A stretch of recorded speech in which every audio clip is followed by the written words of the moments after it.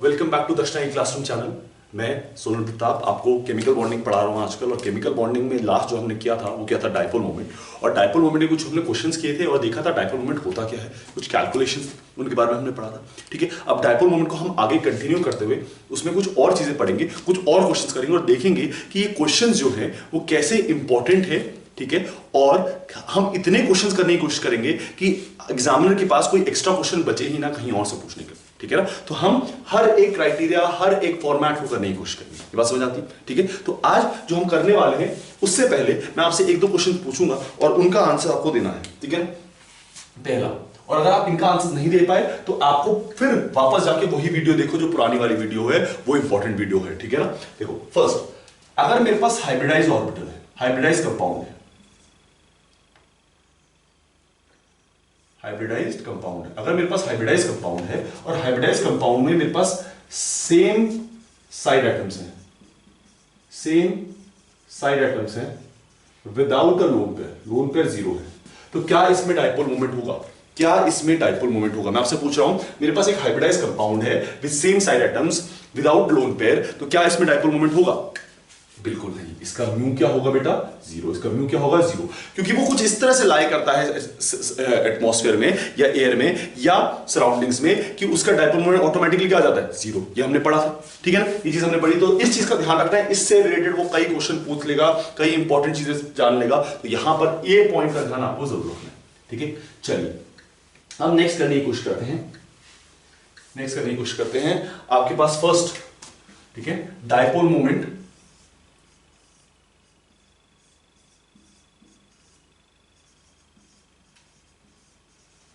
in cis and trans compounds, cis and trans compounds, dipole moment in cis and trans compound।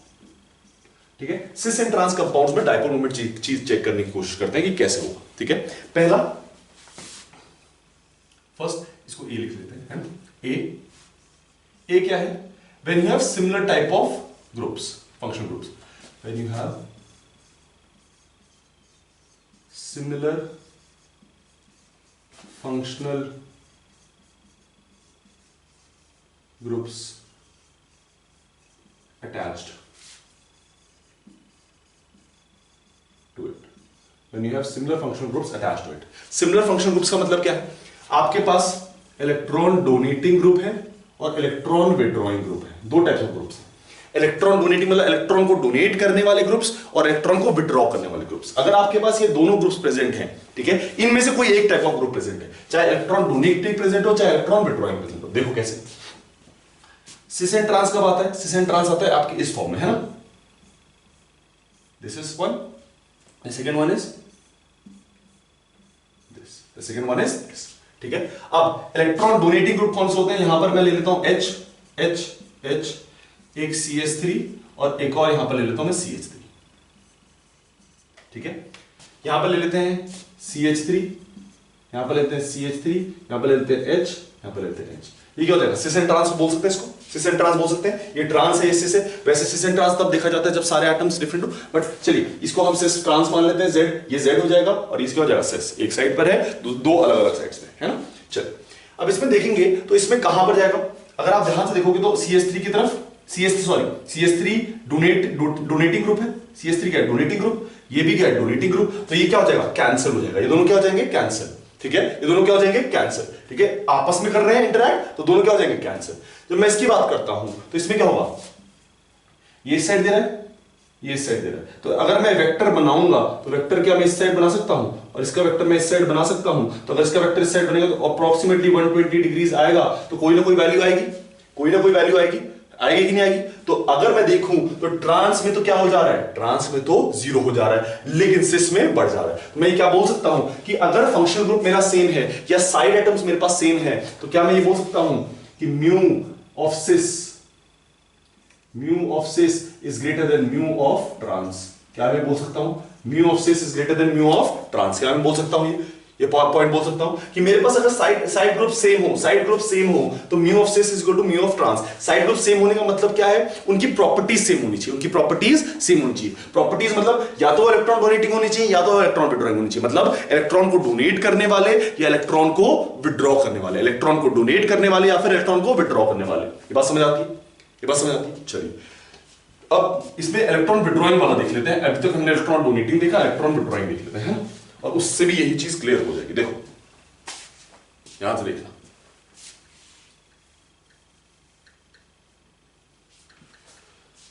देखो आपके पास यहां पर मैंने लगा दिया F, यहां पर मैंने लगा दिया F, ठीक है, इधर लगा दिया F, इधर लगा दिया F। अब ये जो F है ये इलेक्ट्रॉन विड्रॉइंग ग्रुप है, इलेक्ट्रोनेगेटिव एलिमेंट है तो इलेक्ट्रॉन की डेंसिटी को अपनी तरफ खींचेगा, तो ये इलेक्ट्रॉन विड्रॉइंग ग्रुप है, ठीक है। अब ध्यान से देखना, ये विड्रॉ कर रहा है, ये विड्रॉ कर रहा है, equal and opposite, again mu equal to 0। इसमें अगर आप देखोगे तो ये विड्रॉ कर रहा है, ये विड्रॉ कर रहा है, तो क्यूमुलेटिव कहां आएगा, यहां पर कहीं आएगा वेक्टर, यहां पर कहीं आएगा वेक्टर, तो इसका क्या हो जाएगा, mu not equal to 0। Again cis ज्यादा ट्रांस कम, सिस ज्यादा ट्रांस कम, ये ऑटोमेटिकली समझ आता है, ये समझ आता है, ठीक है। तो आसान चीज है, ज्यादा डिफिकल्ट चीज नहीं, ठीक है। अच्छा आपके पास जब ये कब है, जब आपके पास सेम सिमिलर टाइप ऑफ लगाओ। अगर आपके पास डिफरेंट टाइप ऑफ लगाओ, ठीक है, डिफरेंट टाइप ऑफ ग्रुप लगाओ साइड्स बगल में, डिफरेंट मतलब उनकी प्रॉपर्टीज, एक इलेक्ट्रॉन विड्रॉइंग होना चाहिए, एक इलेक्ट्रॉन डोनेटिंग होना चाहिए, एक इलेक्ट्रॉन विड्रॉइंग होना चाहिए, एक इलेक्ट्रॉन डोनेटिंग होना चाहिए, डिफरेंट ग्रुप्स। देखो आपके पास डबल बॉन्ड है, आपका सी, ठीक है, अगेन आपके पास डबल बॉन्ड है, ठीक है। अच्छा अब मैं यहां पर एक डोनेटिंग ग्रुप लगा लेता हूं, ठीक है, जिसको मैंने बोला था H और एक विड्रॉइंग ग्रुप लगा देता हूं F। यहां पर मैं एक डोनेटिंग ग्रुप लगा देता हूं CH3 और एक विड्रॉइंग ग्रुप लगा देता हूं F, ठीक है ना, इस तरह से, ठीक है। अच्छा अब इसमें बताओ इसमें कैसा होगा बेटा, इसमें कैसा होगा, देखो F विड्रॉ कर रहा है और उसको सपोर्ट करने के लिए CH3 पीछे से आ रहा है, ठीक है, तो विच मींस पूरा का पूरा एक ही डायरेक्शन में है, और अगर एक ही डायरेक्शन में है तो क्या हो जाएगा, म्यू बढ़ जाएगा, mu will not be equal to 0, बहुत ज्यादा हो। जबकि आप इसमें देखो तो एक इस डायरेक्शन में है और एक इस डायरेक्शन में है, तो यहां पर जब आप बनाओगे तो वेक्टर कैसे बनेगा, एक इस डायरेक्शन बनेगा, एक इस डायरेक्शन बनेगा, तो यहां पर कुछ ना कुछ वैल्यू आएगी, तो वैल्यू जैसे ही बॉन्ड एंगल बढ़ता है, देखो यहां पर बॉन्ड एंगल 0 है, यहां पर बॉन्ड एंगल 0 है, यहां पर बॉन्ड एंगल क्या हो गया, बढ़ गया, यहां पर बॉन्ड एंगल क्या हो गया, बढ़ गया। और आपको बताया गया था कि अगर बॉन्ड एंगल बढ़ता है, क्यों, क्योंकि फॉर्मूला क्या है हमारे पास क्यों फॉर्मूला है, mu resultant equals to μ1 square plus μ2 square plus 2 μ1 μ2 cos theta. ये पढ़ा था हमने ये पढ़ा था कि cos थीटा क्या होता है, cos थीटा जैसे जैसे उसका डिग्रीज राइज होती हैं, उसका एंगल राइज होता है, cos थीटा की वैल्यू क्या होने लग जाती है, डिक्रीज होने लग जाती है। तो जैसे जैसे cos थीटा बढ़ेगा μr घटेगा, तो वही चीज यहां पर होगी, cos थीटा क्या हो गया 120 डिग्री, cos थीटा अगर 120 डिग्री हो गया तो उसकी वजह से क्या हो जाएगा बेटा, उसकी वजह से ये वैल्यू क्या हो जाएगी, कम। तो क्या मैं ये बोल सकता हूं यहां पर कि mu trans is greater than mu cis, ये चीज बोल सकता हूं, mu trans is greater than mu cis, ये चीज बोल सकता हूं, mu trans is greater than mu cis. ये बात कह सकता हूं कि नहीं कह सकता हूं, ये बात कह सकता हूं कि mu trans is greater than mu cis. बात समझ आती है, ये बात समझ आती है, चलिए ठीक है आगे करते हैं, ठीक है।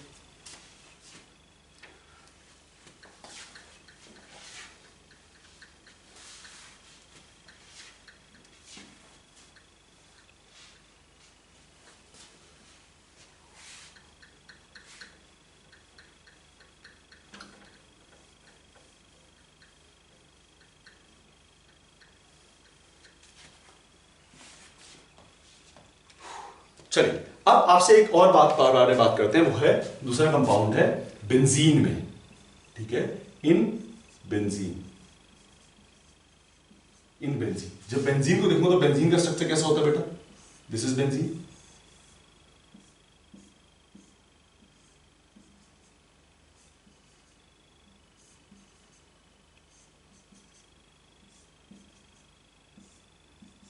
This is benzene. अब जो बेंजीन मॉलिक्यूल है ये प्लेनर मॉलिक्यूल है, कैसा मॉलिक्यूल है, प्लेनर है ना, कैसा मॉलिक्यूल है? Planar molecule. हमें कैसे पता चला प्लेनर मॉलिक्यूल है? क्योंकि ये जो है sp2 हाइब्रिडाइज्ड है। क्या है? ये कार्बन जो है वो sp2 हाइब्रिडाइज्ड है। हमें कैसे पता चला? इसने कितने बॉन्ड बना रखे? 4 बॉन्ड बना के, which means 4 इलेक्ट्रॉन यूज हो रहे हैं, जिसमें से 3 इसके सिग्मा बॉन्ड बना रहे हैं। तो जितने सिग्मा बॉन्ड उतने ही हाइब्रिडाइजेशन। तो मैं क्या बोल सकता हूं? sp2 बोल सकता हूं कि नहीं बोल सकता? कितने सिग्मा बॉन्ड है? 3 सिग्मा बॉन्ड, उतना ही स्टेरिक नंबर, उतना ही हाइब्रिडाइजेशन sp2। तो sp2 मॉलिक्यूल क्या होता है? हमेशा प्लेनर होता है। तो ये प्लेनर हो गया। ये बात समझ आती है? ये प्लेनर हो गया, प्लेनर हो गया। और चारों तरफ अगर आप देखोगे तो इसको ये निग्लेक्ट कर रहा है, इसको ये निग्लेक्ट कर रहा है, सॉरी ये निग्लेक्ट कर रहा है, और इसको ये निग्लेक्ट कर रहा है, सब कुछ निग्लेक्ट हो रहा है। तो इसमें पोलर बॉन्ड्स तो हैं, डेल्टा ईएन का डिफरेंस तो है, delta EN not equal to 0, क्योंकि कार्बन और हाइड्रोजन के बीच में बॉन्ड बन रहा है, बट चारों तरफ से इक्विवेलेंट बन रहा है, चारों तरफ से इक्विवेलेंट हो रहा है। तो म्यू क्या हो जाएगा बेटा इसका? म्यू क्या हो जाएगा? 0। म्यू क्या हो जाएगा इसका? 0। ये बात समझ आती है कि मैं क्या बोलना चाह रहा हूं? मैं ये बोलना चाह रहा हूं कि आपके पास जो बेंजीन है, बेंजीन में चारों तरफ से इक्विवेलेंट अट्रैक्शन हो रहा है। ये इक्विवेलेंट वेक्टर चारों डायरेक्शन में जा रहा है, और अगर चारों डायरेक्शन में इक्विवेलेंट वेक्टर जाएगा तो वो क्या हो जाएगा? ये क्या हो जाएगा? ये हो जाएगा नॉन प्लेनर पोलर। ये हो जाएगा नॉन पोलर। बात समझ आती है? ये हो जाएगा नॉन पोलर। ठीक है, non polar. Delta EN not equal to 0, ये बात समझ आती है, बट नॉन पोलर मॉलिक्यूल। कैसा मॉलिक्यूल है? Non polar. ठीक है, चलिए ये तो होगी बेटा आपकी किसकी बात? ये होगी बात आपकी बेंजीन की। अब आपसे बात करते हैं इनऑर्गेनिक बेंजीन की, है ना। अब ये क्या है? हमने तो आज तक नहीं पढ़ी, तो इनऑर्गेनिक पढ़ रहे हैं केमिस्ट्री, तो उसमें इनऑर्गेनिक बेंजीन की जरूर बात करेंगे हम। तो वो क्या है इनऑर्गेनिक बेंजीन? देखो, inorganic benzene is,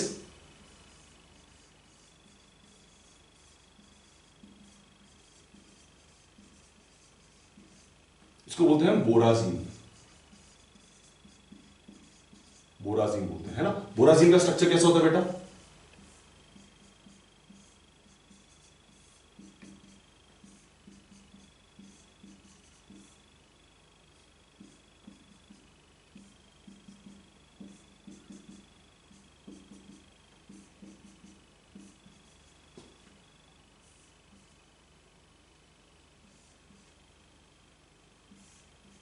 this is the structure of बोराजीन।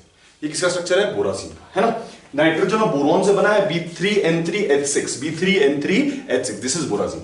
Again, what are the similarities between this and benzene? पहली चीज, number of valence electrons, number of valence electrons दोनों में 30 है। नंबर ऑफ वैलेंस इलेक्ट्रॉन दोनों में 30 है। ठीक है। Second, hybridization. हाइब्रिडाइजेशन, अब हाइब्रिडाइजेशन निकालेंगे तो उसमें क्या है? कार्बन, इधर क्या है? नाइट्रोजन और बोरॉन। उसमें क्या है? कार्बन हाइड्रोजन की तो निकाल नहीं सकते, तो कार्बन, नाइट्रोजन और बोरॉन। तो कार्बन, नाइट्रोजन, बोरॉन तीनों की हाइब्रिडाइजेशन है sp2। हाइब्रिडेशन क्या है? sp2। कार्बन की किसमें? बेंजीन में, बोरॉन और नाइट्रोजन की इसमें। हमें कैसे पता चला? देखो, नाइट्रोजन कितने बॉन्ड बना रहा है? 1 2 3, 3 सिग्मा बॉन्ड और एक पाई बॉन्ड है उसका। एक पाई बॉन्ड है, बैक बॉन्ड है तो पाई बॉन्ड है ना। एक बैक बॉन्ड है तो क्या बॉन्ड है? पाई बॉन्ड है। ठीक है, तो ये क्या कितने बॉन्ड बना रहा है? 3 बॉन्ड बना रहा है। 3 sigma bond, 0 lone pair, hybridization sp2। Again boron, 3 sigma bond, 0 lone pair, hybridization sp2। ठीक है, तो अब इसके पास क्या हो जाएगा? sp2 हाइब्रिडेशन हो गई। ठीक है, अच्छा नेक्स्ट इसका म्यू 0 है। इसका म्यू डाइपोल मोमेंट क्या है? 0 है। डाइपोल मोमेंट 0 क्यों है बेटा? ध्यान से देखो, चारों तरफ सिमिलर डायरेक्शन, सिमिलर है, सिमिलैरिटी है। चारों तरफ क्या है? सिमिलैरिटी है। अगर चारों तरफ सिमिलैरिटी होगी तो डाइपोल मोमेंट ऑटोमेटिकली क्या हो जाएगा? 0। डाइपोल मोमेंट ऑटोमेटिकली क्या हो जाएगा? 0। अगर सिमिलर कंपाउंड होगा चारों डायरेक्शंस में तो डाइपोल मोमेंट ऑटोमेटिकली 0। ठीक है। Delta EN again not equal to 0। Delta EN not equal to 0, बिल्कुल सही बात है, क्योंकि बोरॉन और नाइट्रोजन में डेल्टा ईएन का डिफरेंस है, और अगर डेल्टा ईएन का डिफरेंस आएगा तो वो नॉट इक्वल टू क्या आएगा? 0 आएगा। वो नॉट इक्वल टू क्या आएगा? 0 आएगा। बात समझ आती है? तो these are the similarities between borazine and benzene. अच्छा, रिएक्टिविटी किसकी ज्यादा होगी? अगर एक बात पूछूं तुम्हें, अगर रिएक्टिविटी किसकी ज्यादा होगी? बेटा रिएक्टिविटी ज्यादा होगी बोराजीन की, क्योंकि ये ज्यादा पोलर है। ठीक है, ज्यादा पोलर है तो ज्यादा रिएक्टिव है, इस वजह से बोराजीन की जो रिएक्टिविटी होती है वो ज्यादा होती है देन बेंजीन। ठीक है, चलिए नेक्स्ट।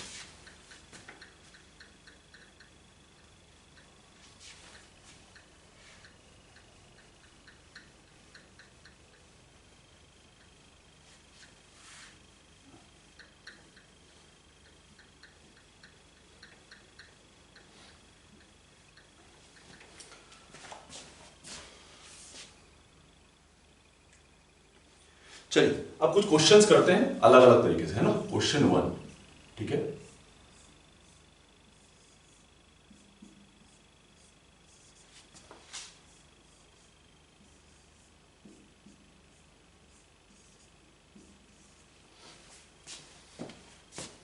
क्वेश्चन 2, आपको बताना है डायपोल मोमेंट किसका ज्यादा होगा किसका कम होगा।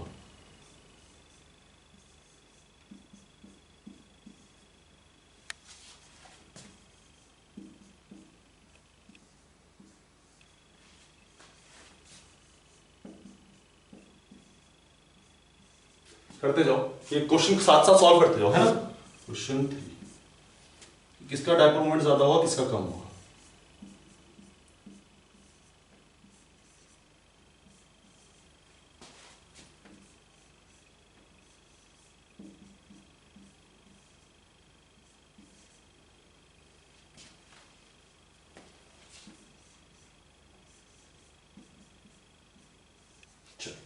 पहले ये 3 करते हैं, है ना, ये 3 करने की कोशिश करते हैं, ठीक है। देखो फर्स्ट वाला, अच्छा फर्स्ट क्वेश्चन पूछा गया और फर्स्ट में पूछा गया कि किसका डायपोल मोमेंट ज्यादा होगा। अब डायपोल मोमेंट निकालने के लिए एक हमेशा याद रखो, एक फॉर्मूला है हमारे पास जो हमने फॉर्मूले की बात करी थी, mu resultant equals to μ1 square plus μ2 square plus 2 μ1 μ2 cos theta. हमने बात की थी इस फॉर्मूले की, ठीक है। अच्छा कोशिश करना है कि इनिशियली तो ये फॉर्मूला यूज करना है, लेकिन आपको उसके बाद ये फॉर्मूला बिल्कुल यूज नहीं करना, आपको बस देखते ही बताना है कि किसका डायपोल मोमेंट ज्यादा होगा किसका डायपोल मोमेंट कम होगा, और मैं वैसे ही सॉल्व करूंगा, क्योंकि फॉर्मूले में बहुत ज्यादा मेथड लग जाएगा और जैसे ही मेथड लगेगा आपका क्वेश्चन गलत होना शुरू हो जाएगा, ठीक है। बस मैं चलिए, ठीक है, पहला वाला पहला 2 करेंगे, उसके बाद वाले जितने भी हैं सारे हम बिना फॉर्मूले के यूज करके करेंगे, ठीक है। जब मैं इसकी बात करता हूं तो इसका ये इस ऊपर डायरेक्शन में होगा, कैसे होता है, आपके पास कहां होता है, पॉजिटिव से नेगेटिव की तरफ ये मूवमेंट होता है, तो अपर डायरेक्शन में आएगा, अपर डायरेक्शन में आएगा, है ना, अपर डायरेक्शन में आएगा। अगर अपर डायरेक्शन में आ रहा है बेटा, विच मींस इसका सीएल है, तो मैं कंसीडर कर लेता हूं इसका म्यू आ रहा है, इसका क्या आ रहा है, म्यू, ठीक है ना, म्यू सीएल कंसीडर कर लेता हूं, इसका वैल्यू कितनी आ रही है, म्यू सीएल। एक सीएल है अपर डायरेक्शन में, बेंजीन का कोई नहीं होता तो सीएल की वजह से ही आ रहा होगा जो आ रहा होगा, ये बात समझ आती है। बेंजीन का कोई नहीं होता तो किसकी वजह से आ रहा होगा, सीएल की वजह से। परफेक्ट, बिल्कुल सही, बढ़िया बात। चलिए अब इसका देखिए, इसके लिए ये बेंजीन का ऊपर की तरफ जा रहा है, ये बेंजीन का ऊपर की तरफ जा रहा है, इसको हम म्यू काउंट कर लेते हैं। ये बेंजीन का इस साइड की तरफ आ रहा है, इसको भी हम क्या काउंट कर लेते हैं, म्यू काउंट कर लेते हैं। ये बेंजीन का ऊपर की तरफ जा रहा है तो उसको क्या काउंट कर लिया मैंने, म्यू। ये बेंजीन का इस डायरेक्शन में आ रहा है, इसको भी काउंट कर लिया मैंने, म्यू। दोनों ही होंगे, दोनों ही वैल्यूज हैं। तो अब रिजल्टेंट कहां आएगा, रिजल्टेंट कहीं सेंटर पे आएगा, इस डायरेक्शन में आएगा, रिजल्टेंट कहीं सेंटर पे आएगा। तो फॉर्मूला यूज करते हैं, फॉर्मूला यूज करते हैं, तो formula mu resultant equals to, ध्यान से देखना, म्यू1 क्या है, म्यू है तो म्यू को स्क्वायर कर लेते हैं। दूसरा क्या है, म्यू है, उसको भी स्क्वायर कर लेते हैं। तीसरा क्या है, 2 म्यू1 म्यू2, तो 2 म्यू1 क्या है, म्यू2 क्या है, म्यू, तो इसको भी मैं म्यू स्क्वायर लिख लेता हूं, है ना, क्योंकि दोनों का तो सेम है ना, मैं इन्हीं दोनों का रिजल्टेंट तो निकाल रहा हूं, तो मैं इसका भी म्यू लूंगा, इसका भी म्यू लूंगा, दोनों सेम है तो म्यू स्क्वायर लिख दिया मैंने। और लास्ट क्या है, cos थीटा। एंगल कितना होगा, ये एंगल होता है 60 डिग्री, तो ये वाला एंगल कितना हो जाएगा, 120 डिग्री। कितना एंगल हो जाएगा, 120 डिग्री, तो cos 120 डिग्री, cos 120, ठीक है, ठीक है, ये बात हुई, ठीक है। अच्छा जब मैंने cos 120 लिखा तो इसमें क्या आएगा बेटा, ध्यान से देखो, देखते जाओ, बस देखते जाओ। आपने लिखा म्यू1, तो म्यू मैं वैल्यू सेम रख रहा हूं, ठीक है, मैं वैल्यू सेम रख रहा हूं, म्यू स्क्वायर, इसकी वैल्यू क्या रख रहा हूं, सेम म्यू स्क्वायर। अब 2 mu square cos 120 degree, cos 120 मतलब -1/2, cos 120 मतलब -1/2, यहां पर जाएगा 2 म्यू स्क्वायर -1/2, क्या आ जाएगा, ठीक है। जब मैं इसको हटाऊंगा तो क्या हो जाएगी वैल्यू बेटा, यहां पर वैल्यू आ जाएगी mu square plus mu square minus mu square, value क्या आ जाएगी, माइनस म्यू वैल्यू क्या आ जाएगी, माइनस म्यू स्क्वायर,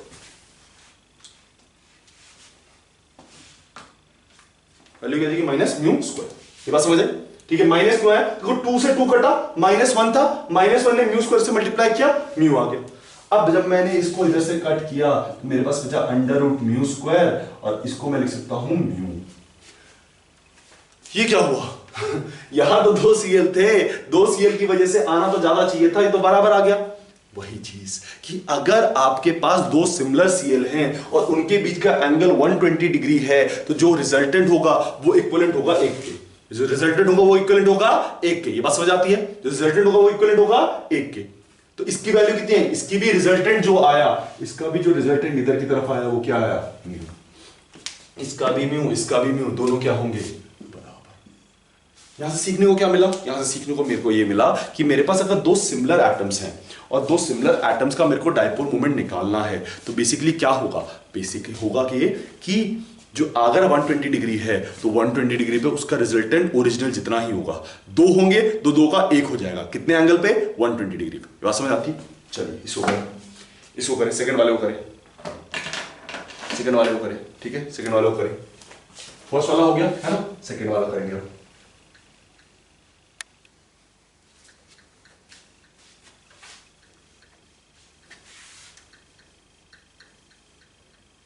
चलो देखो सेकेंड वाले पर, इस पर, ठीक है। इसका अगेन म्यू, अगर मैं इसको 1 कंसीडर करूं तो इसको म्यू कंसीडर कर लेते हैं, ठीक है। इसका मेरे को निकालना है, ये क्या हो जाएगा बेटा? इक्वल एंड अपोजिट, तो ये 0।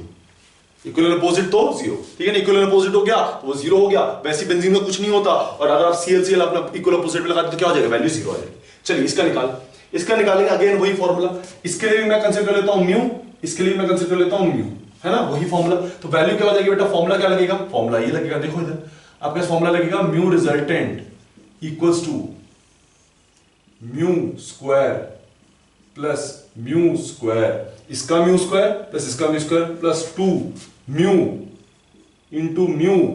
इंटू कॉस 60 डिग्री होगा। जब मैं इसको लिखूंगा तो कैसे लिखूंगा बेटा? ध्यान से देखना, म्यू स्क्वायर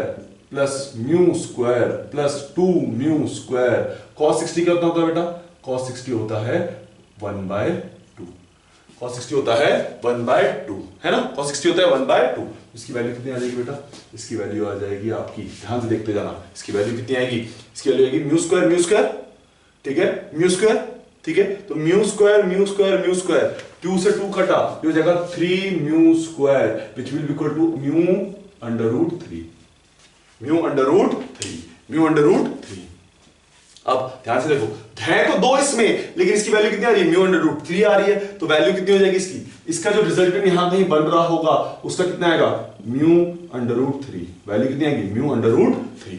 अच्छा, ये म्यू है, ये म्यू अंडर रूट 3 है, ये 0 है। सबसे ज्यादा कौन होगा? बी। सबसे ज्यादा कौन होगा? बी। उसके बाद कौन होगा बेटा? उसके बाद होगा ए, उसके बाद होगा सी। सबसे ज्यादा बी, उसके बाद ए, उसके बाद सी। ये बात समझ आती है? ये बात समझ आती है? चलिए नेक्स्ट करिए। अब इसके बाद हम इनको यूज नहीं करेंगे, हमें दो वैल्यूज पता चल गई, और बेंजीन के केस में दो ही एंगल यूज होंगे। बेंजीन के केस में दो ही एंगल यूज होंगे अनटिल अनलेस हमने साइड एटम्स ही चेंज डिफरेंट कर दिए। एक 120 डिग्री पे जो रिजल्टेंट दो वेक्टर्स होंगे, अगर वो सिमिलर हैं तो उनकी वैल्यू क्या आएगी? अगर ये म्यू है तो इसकी वैल्यू भी क्या आएगी? म्यू, ठीक है। और अगर 120 डिग्री है, 60 डिग्री है तो 60 डिग्री पे जो रिजल्टेंट आएगा वो क्या आएगा? अगर ये म्यू है उसका रिजल्टेंट क्या आएगा? अंडर रूट 3, ठीक है ना, ये रिजल्टेंट आएगा। हमें ये चीज वैल्यूज याद हो गई, हम इसको अब डायरेक्टली यूज करेंगे। देखो फर्स्ट ये है आपके पास, अब ध्यान से देखना, ध्यान से समझना, ठीक है। इसका रिजल्टेंट इधर म्यू, ठीक है, म्यू मान लेते हैं। इसका रिजल्टेंट इधर म्यू, इसका रिजल्टेंट इधर म्यू, मान सकते हैं? अच्छा, कोई भी दो ले लो, मेरे को सॉल्व करना, कोई भी दो ले लो। मैं ये दो ले लेता हूं क्योंकि आपको साफ साफ दिख रहा है। अगर मैं ये दो लेता हूं, इन दोनों बीच का एंगल कितना है? 120। इन दोनों बीच का 120 डिग्री एंगल है, तो कहां रिजल्टेंट आएगा? कहीं यहीं पर एंगल आएगा। और वैल्यू कितनी होगी? 120 डिग्री पे कितनी होती है? जितना ओरिजिनल है उतना ही। तो ओरिजिनल कितना था? म्यू, तो ये भी कितना होगा? म्यू। अगर आप ध्यान से देखो तो म्यू ऊपर जा रहा है, म्यू नीचे आ रहा है। इन दोनों का रिजल्टेंट म्यू नीचे आ रहा है, इसका म्यू ऊपर जा रहा है, तो क्या हो जाएगा? 0। इसका म्यू क्या हो जाएगा? ओवरऑल 0। इसका म्यू ओवरऑल क्या हो जाएगा? 0। चलिए इसको देखें, यहां पे CL, यहां भी CL है ना, ये तो ऑटोमेटिकली आपको दिख रहा है कि अपोजिट है, तो म्यू क्या हो जाएगा? 0। म्यू क्या हो जाएगा? 0। इसका कितना आ जाएगा बेटा? इसका म्यू आ जाएगा, वैल्यू कोई ना कोई वैल्यू आएगी, है ना। तो ये दोनों 0 हो गए, व्हिच मींस ये दोनों इक्विवेलेंट, और ये कितना हो जाएगा? ज्यादा हो जाएगा। ये कितना हो जाएगा? ज्यादा हो जाएगा। ये बात समझ आती है? ये बात समझ आती है? चलिए नेक्स्ट क्वेश्चन करें। देखिए इधर कैसा क्वेश्चन है, देखो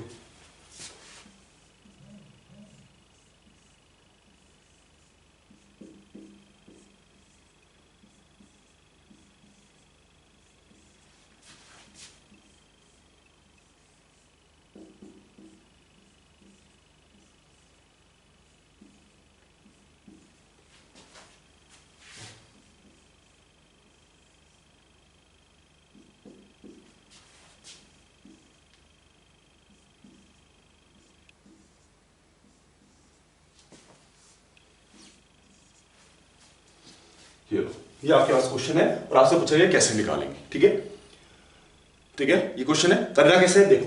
वैसे तो वीडियो पॉज करके खुद ही सॉल्व करो, और अगर नहीं हो रहा है तो आप देखो कैसे करना है। ठीक है, ये ऊपर पे सीएल है ना, यहां पर सीएल है, यहां पर सीएल। ठीक है, अच्छा अब देखो, ये सीएल ऊपर की तरफ, ये सीएल नीचे की तरफ, ये तो निगलेक्ट हो गया। ठीक है, ये दोनों वेक्टर्स तो क्या हो गए, कैंसिल आउट, है ना। अब इन दोनों का बचा, इन दोनों का बचा, तो इन दोनों बॉन्ड एंगल कितना है, दो जो एडजेसेंट होते हैं उनमें बॉन्ड एंगल होता है 60 डिग्री, तो यहां पर आ जाएगा। ठीक है ना, यहां पर कहीं आ जाएगा। इसकी वैल्यू मैंने क्या बोली, म्यू, इसकी वैल्यू अगर म्यू है, दोनों की वैल्यू अगर म्यू है, तो ये जो 60 डिग्री पे बन रहा है उसकी वैल्यू कितनी लिखी थी हमने, √3 म्यू। ये वैल्यू लिखी थी कि नहीं लिखी थी, इसका आंसर आ गया आपका √3 म्यू। चलिए इसका देखो, ये दोनों अपोजिट में, ये दोनों अपोजिट में, ये दोनों अपोजिट में और ये दोनों अपोजिट में, तो अपोजिट में आ गया तो म्यू क्या हो जाएगा बेटा, 0। इन दोनों को देखो, ये दोनों अपोजिट में, ये दोनों अपोजिट में, तो अपोजिट अपोजिट वाला क्या होगा, कैंसिल। आपके पास ये बचा, तो इसी डायरेक्शन में आएगा और इस डायरेक्शन में वैल्यू क्या आएगी, म्यू इक्वल्स टू म्यू आ जाएगी, म्यू आ जाएगी वैल्यू। अगर हमने सीएल के लिए क्या लिया, म्यू आंसर लिया है, या सीएल के लिए वैल्यू ली है म्यू, तो म्यू आ जाएगी। तो ओवरऑल अगर आप देखो तो सबसे ज्यादा किसका होगा, इसका, तो ए इज द मैक्सिमम, उसके बाद आपके पास क्या आ जाएगा, सी, उसके बाद आपके पास क्या आ जाएगा, इस तरह से हो जाएगा। बात समझ आती है, बात समझ आती है। ठीक है, सिंपल क्वेश्चन है, कॉम्प्लिकेटेड क्वेश्चंस नहीं।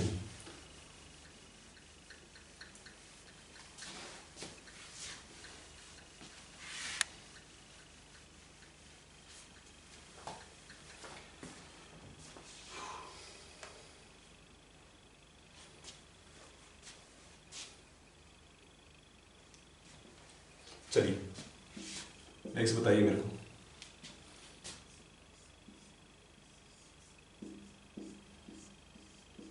इसका म्यू क्या होगा। ठीक है,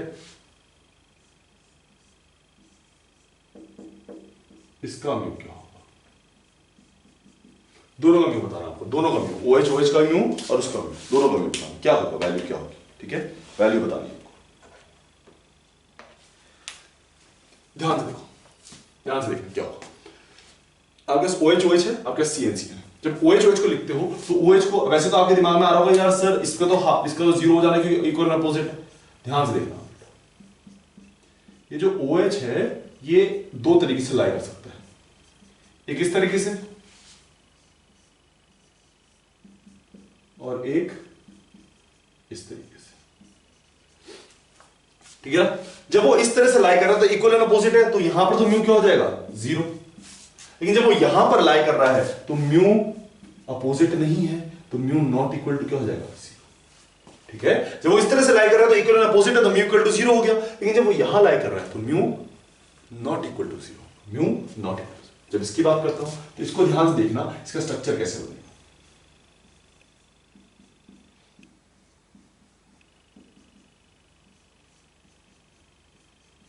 ये स्ट्रक्चर, ये स्ट्रक्चर थोड़ा पतला हो गया बेंजीन, बट ठीक है, चलो ये स्ट्रक्चर, ठीक है ना। अच्छा, इसमें अब ध्यान से देखो, इसमें तो पॉसिबिलिटी ही नहीं है, ये तो लीनियर ही बनेगा, ये तो sp3 है, sp है। और जब sp होगा तो हमेशा मॉलिक्यूल क्या होता है, लीनियर, और लीनियर होगा तो ये भी ऊपर डायरेक्शन में, ये भी नीचे के डायरेक्शन में। अगर ये ऊपर और नीचे के डायरेक्शन में जा रहा है तो इसकी वैल्यू क्या हो जाएगी, mu equals to 0, mu equals to 0। और समझ आ रही है। तो आपको एक चीज ध्यान रखनी है कि जब ऐसे मॉलिक्यूल्स आए तो कैसा सिस्टम दे रखा है उस पर डिपेंड करेगा। जब ऐसा आए जहां पर sp है तो sp तो हमेशा म्यू इक्वल्स टू क्या होगा, 0।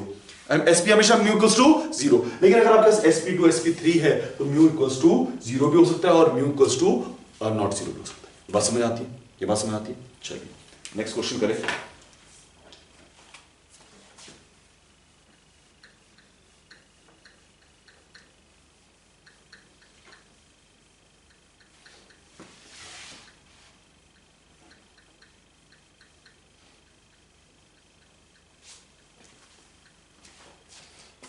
देखो अब ये थोड़ा सा डिफरेंट क्वेश्चन है, इसको समझने की कोशिश करना, ठीक है।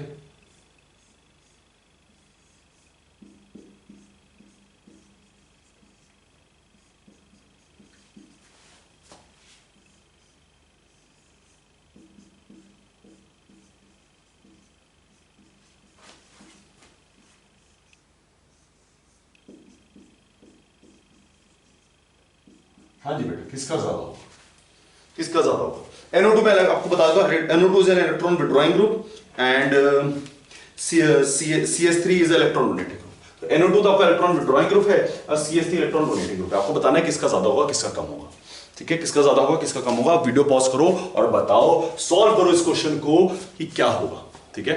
वेक्टर बनाना है, बस वेक्टर के साथ देखना है आपको और कुछ देखना ही, चलिए ठीक है। वेक्टर वीडियो पॉज करके देखा, चलो अब मैं करके दिखाता हूं। ये आपके पास पहले तो बना लो किधर जा रहा है, ये इस डायरेक्शन में जा रहा है, ये अपनी तरफ खींच रहा है। NO2 is electron withdrawing group तो अपनी तरफ खींचेगा, CH3 इलेक्ट्रॉन डोनेटिंग ग्रुप तो डोनेट करेगा। जब मैं इसका वेक्टर बनाता हूं तो वेक्टर को जिस तरह से बनेगा, कुछ इस तरह से बनेगा, विच मींस रिजल्टेंट कहीं यहां पर आएगा। अब ये एंगल कितना है, ये एंगल है 60 डिग्री, ये एंगल है 60 डिग्री, बात करी थी हमने। ये एंगल अगर एडजेसेंट वाले पे आ रहा है तो 60 डिग्री, विच मींस इसका आंसर कितना हो जाएगा, ठीक है, ये 60 डिग्री पे हो गया। ये कितने डिग्री पे हो गया, 60 डिग्री, ठीक है। चलिए नेक्स्ट, जब मैं इसकी बात करता हूं तो क्या होगा, ये इस डायरेक्शन में और ये ऊपर डायरेक्शन में कितना एंगल हो गया बेटा, कितना एंगल हो गया, 90 डिग्री। क्यों, क्योंकि ये एक तो इस डायरेक्शन में जा रहा है और एक इस डायरेक्शन में आ रहा है, तो एंगल कितना होगा 120 डिग्री, एंगल कितना होगा 120 डिग्री, ठीक है। अच्छा ये कितने डायरेक्शन पे है, ये तो डायरेक्टली सीधा सीधा डायरेक्टली जा रहा है। हमने एक चीज पढ़ी थी कि mu is inversely proportional to 1/θ, ये चीज पढ़ी थी हमने, mu is inversely proportional to 1/θ, which means theta की वैल्यू जितनी बढ़ती जाएगी म्यू की वैल्यू उतनी ही कम होती जाएगी। ये चीज हमने पढ़ी थी और ये चीज हमने देखी है, क्योंकि म्यू का रिलेशन cos थीटा से होता है और cos थीटा में अगर थीटा की वैल्यू बढ़ती है तो cos की वैल्यू घटती है। ये बात समझ आ रही है, ठीक है। तो अब क्या हो रहा है, ध्यान से समझना, इस पे 60 डिग्री है, इस पे 120 डिग्री है, इस पे 0 डिग्री है, तो सबसे ज्यादा म्यू किसका होगा, जिस पे 0 डिग्री है, क्योंकि जिसका एंगल कम है वो डायरेक्टली है। अब ये तो देखते ही पता चल रहा है कि इस दोनों सपोर्टिव में जा रहे हैं तो इसका ज्यादा होगा वैल्यू। ये बात समझ आती है, ठीक है। तो यहां पर इसकी वैल्यू क्या हो जाएगी, ज्यादा, सबसे ज्यादा कौन सा हो जाएगा, C। अब उसके बाद 60 और 120, जिसका एंगल ज्यादा उसका म्यू कम, तो इसका कम हो जाएगा इसका ज्यादा हो जाएगा, तो इसको क्या मानते हैं, A का ज्यादा उसके बाद B का। बात समझ आती है, ये बात समझ आती है। तो बस आपको वेक्टर बनाना है और उस वेक्टर के थ्रू आपको देखना है कि किस डायरेक्शन में वो जा रहा है, ठीक है। आपको ज्यादा कुछ करने की जरूरत है ही नहीं, सिर्फ वेक्टर बनाओ और उसके हिसाब से देख लो, एंगल कितना बन रहा है उसके हिसाब से देख लो, है ना। चलिए नेक्स्ट,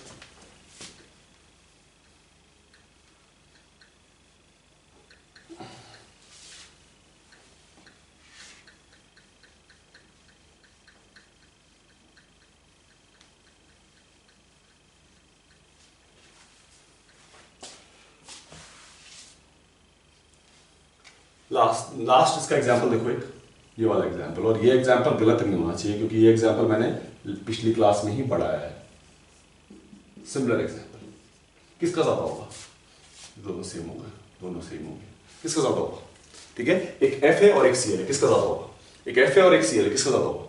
आपका आया होगा सर इसका ज्यादा होगा क्योंकि इसमें इलेक्ट्रोनेगेटिव है। बेटा बहुत सिंपल सा फंडा है, सीखो। मैंने आपको बोला था कि क्लोरीन फ्लोरीन HF और HCl में इलेक्ट्रोनेगेटिव चार्ज डिफरेंस डोमिनेट करता है, इस वजह से HF का ज्यादा हो जाता है। लेकिन अगर आप किसी और जगह जाओगे, कोई और एल्काइल ग्रुप जाओगे, तो उसमें ना साइज डोमिनेटिंग हो जाता है क्लोरीन और फ्लोरीन के बीच में, क्योंकि क्लोरीन तो जनरेट कर रहा है ठीक ठाक अमाउंट में चार्ज, फ्लोरीन तो उससे ज्यादा कर रहा है, लेकिन साइज इतना ज्यादा डिफरेंस आ जाता है कि ये ज्यादा डोमिनेटिंग होने लग जाता है। क्योंकि इसका एल्काइल या एराइल ग्रुप क्या है, बड़ा है, तो इसकी वजह से क्या होगा, इसका डोमिनेटिंग नेचर आ जाएगा, किसका, साइज का, और साइज का डोमिनेटिंग नेचर आने की वजह से इसका ज्यादा हो जाएगा।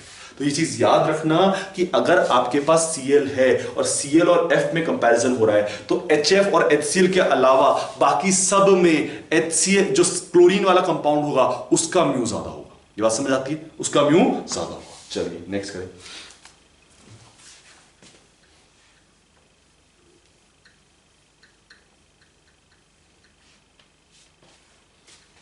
चलो लास्ट पार्ट इसका देखो, लास्ट एंड करते हैं इस चीज को, और एंड किस तरह से करेंगे, अच्छे नोट में करेंगे। देखो कैसा note, if E delta E N, किसी भी बॉन्ड का डेल्टा इन अगर 0 है तो बॉन्ड क्या होगा, पोल। क्या होगा, बॉन्ड पोल। हम बॉन्ड की बात कर रहे हैं, डेल्टा ई एन तो दो बॉन्ड, एक बॉन्ड के बीच में हो सकता है ना। डेल्टा डिफरेंस किसके बीच में दिखाओगे, तुम्हारे पास एक्स और वाई बॉन्ड है, इसके बीच में दिखाओगे। अब ये कितने बॉन्ड बना रहे हैं उससे कोई फर्क नहीं पड़ता। अगर delta E N bond non pol, bond क्या होगा, नॉन पोल। और अगर delta E N not equal to 0 है तो बॉन्ड क्या हो जाएगा बेटा, पोलर। बॉन्ड क्या हो जाएगा, पोलर। बस समझ आती है, बॉन्ड क्या हो जाएगा, पोलर, ठीक है। अच्छा, इफ डेल्टा ई एन हो गया आपका, डेल्टा म्यू इक्वल्स टू 0 है, तो कंपाउंड होगा नॉन पोलर, बॉन्ड नहीं, कंपाउंड नॉन पोलर होगा। अब उससे ये फर्क नहीं पड़ता कि बॉन्ड पोलर है कि नहीं है, बॉन्ड पोलर हो सकता है लेकिन कंपाउंड ओवरऑल क्या होगा, नॉन पोलर। और delta mu not equal to 0 है तो कंपाउंड क्या हो जाएगा, कंपाउंड हो जाएगा पोलर, कंपाउंड क्या हो जाएगा, पोलर। ठीक है, कंपाउंड क्या हो जाएगा, पोलर। ये बात समझ आती है। तो जब हम कंपाउंड की पोलैरिटी की बात करेंगे तो हम डाइपोल मोमेंट की बात करेंगे, और जब हम बॉन्ड की पोलैरिटी की बात करेंगे तो हम डेल्टा ईएन की बात करेंगे। ठीक है ना। हाँ, ये पॉसिबिलिटी है कि यहां से यहां हो सकता है, लेकिन आपको कंपेयर नहीं करना, आपको बस एक चीज ध्यान रखनी है कि अगर कंपाउंड की बात करें तो डाइपोल मोमेंट, और अगर बॉन्ड की बात करें तो डेल्टा ईएन। ठीक है, चलिए एक चीज और रह जाती है इसमें, और वो चीज क्या है, वो देखिए।